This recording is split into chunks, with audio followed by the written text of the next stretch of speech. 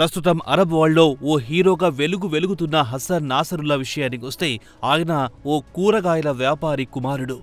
ప్రస్తుతం ఇజ్రాయెల్కు బద్ద శత్రువుగా మారాడు. హెజబొల్లా అనే అత్యంత శక్తివంతమైన మిలిటరీని తయారు చేశాడు. దీంతో పాటు రాజకీయ పార్టీని తయారు చేసి లెబనాన్ను పూర్తిగా తన గుప్పిట్లో పెట్టుకున్నాడు. 16 ఏళ్ల వయస్సులోనే ఈ తెలివైన కుర్రాడు అబ్బాస్ అలీ ముసావి కంట్లో పడ్డాడు. ముసావి హెజబొల్లా మిలిటెంట్ గ్రూప్ను తయారు చేసి ఇజ్రాయెల్పై యుద్ధానికి సిద్ధం చేశాడు. ముసావి శిష్యరికంలోనే నాసరుల్లా కూడా అంచెలంచెలుగా ఎదుగుతూ 1992లో హెజబొల్లా చీఫ్గా బాధ్యతలు తీసుకున్నారు. కాగా ఆయన గురువు ముసావి హెలికాప్టర్ దాడిలో దుర్మరణం పాలయ్యాడు. దీంతో నాసరుల్లా కేవలం 32 ఏళ్ల వయస్సులో హెజబొల్లా చీఫ్గా బాధ్యతలు చేపట్టాల్సి వచ్చింది. నాసరుల్లా బాధ్యతలు స్వీకరించిన తర్వాత ముసావి కంటే అత్యంత ప్రమాదకరమైన మిలిటెంట్ గ్రూప్గా తయారు చేయడంలో నాసరుల్లా విజయం సాధించాడు. రోజురోజుకు ఆయన బలమైన నాయకుడే కాకుండా లెబనాన్ ప్రభుత్వంలో కూడా కీలక వ్యక్తిగా తయారయ్యాడు.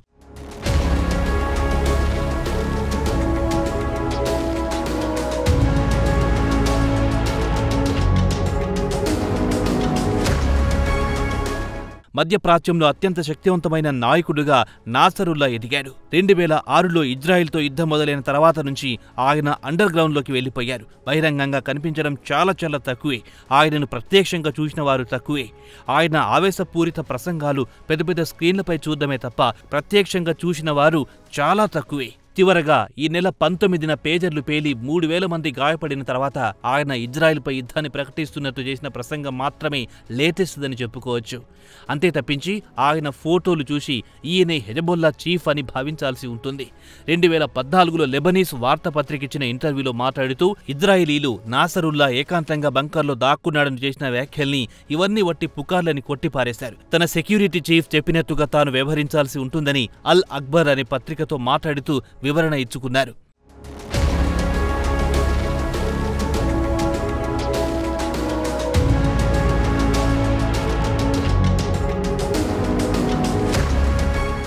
ఇజ్రాయెల్ తమకు బద్ద శత్రువు నుంచి ప్రాణాలు కాపాడుకోవడానికి అవసరమైన చర్యలు తీసుకోవాల్సి ఉంటుందన్నారు. కొన్ని దశాబ్దాల నుంచి ఇజ్రాయెల్కు చిక్కకుండా నాసరుల్లా తప్పించుకున్నాడని చెప్పుకోవచ్చు. ఎందుకంటే హెజబొల్లాలో అత్యంత కీలక నాయకులను ఇజ్రాయెల్ ఒకరి తర్వాత ఒకరిని లేపేస్తూ పోతోంది. అయితే నాసరుల్లా మాత్రం తనను తాను కాపాడుకుంటూ ముందుకు పోతున్నారు. ఆయనను చావు కూడా కనిపెట్టలేదంటారు. అత్యంత జాగ్రత్తగా ఉంటారన్న టాక్ వినిపిస్తోంది. అయితే ఇటీవల కాలంలో ఇజ్రాయెల్ తన గూఢచార సంస్థ ద్వారా ఎక్కడున్నారో సమాచారం సేకరిస్తున్నారు. తాజాగా శుక్రవారం నాడు హెజబొల్లా ప్రధాన కార్యాలయానికి చెందిన 4 భవనాలను ఇజ్రాయెల్ కూల్చివేసింది. కాగా నాసరుల్లా మాత్రం బంకర్లో ఉన్నాడన్న వార్తలు వస్తున్నాయి. ఆయన చనిపోయారని ఇజ్రాయెల్ అంటుంటే చనిపోలేదంటోంది లెబనాన్.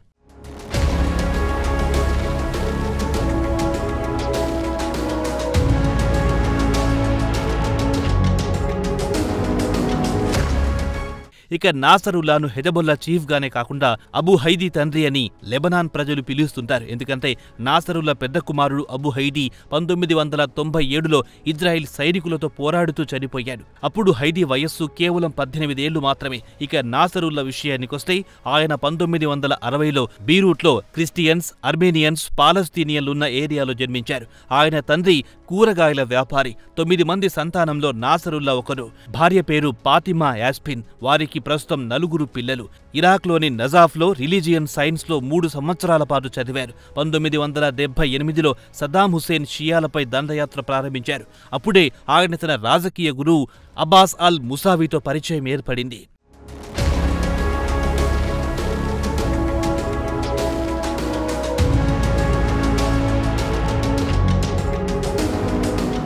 ఇక హెజబొల్లాను స్థాపించింది మాత్రం 1982లో ఇజ్రాయెల్ లెబనాన్ను ఆక్రమించడంతో పాటు పాలస్తీనా లిబరేషన్ ఆర్గనైజేషన్పై దాడులు చేయడం మొదలైన తర్వాత హెజబొల్లాను స్థాపించాల్సి వచ్చింది.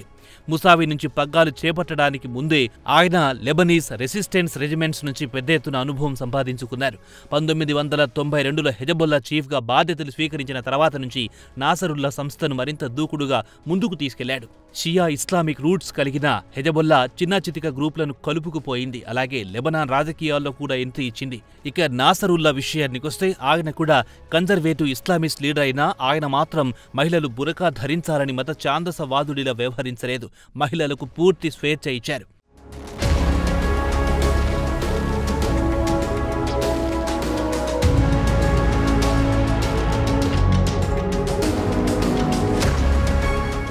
జెరూసలేంను యూదుల నుంచి విముక్తి కోసం పోరాటం చేశారు. ఇజ్రాయేలీలు ఎక్కడి నుంచి వచ్చారో ఆ దేశానికి తరలి వెళ్లాలని డిమాండ్ చేశారు.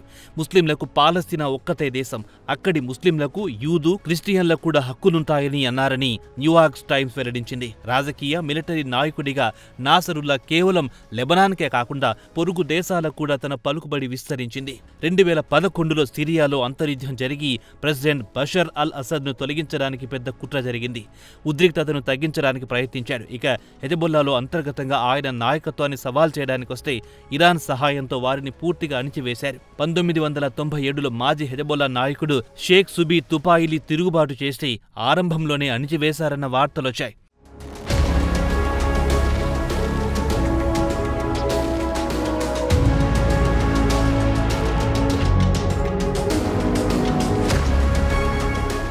ఇజ్రాయెల్తో జరిగిన యుద్ధంలో ఆయన అరబ్ వరల్డ్ హీరోగా అవతారమెత్తాడు. ఆయన నాయకత్వంలో దక్షిణ లెబనాన్లో ఇజ్రాయెల్ 30 ఏళ్ల పాటు తిష్ట వేసి కూర్చుంది. 2000 సంవత్సరంలో ఇజ్రాయెల్తో పోరాటం జరిపి వారిని తమ దేశం నుంచి తరిమి కొట్టారు. దీంతో మధ్యప్రాచ్యంలో ఆయన హీరోగా ఎదిగారు. అలాగే 2006లో ఇజ్రాయెల్తో 34 రోజుల పాటు యుద్ధం చేసి ఇజ్రాయెల్ను ఓడించాడు. యుద్ధం తర్వాత నాసరుల్లా బింట్ జెబిల్ అనే చిన్న పట్టణానికి చేరుకుని కీలకమైన ప్రసంగం చేశారు.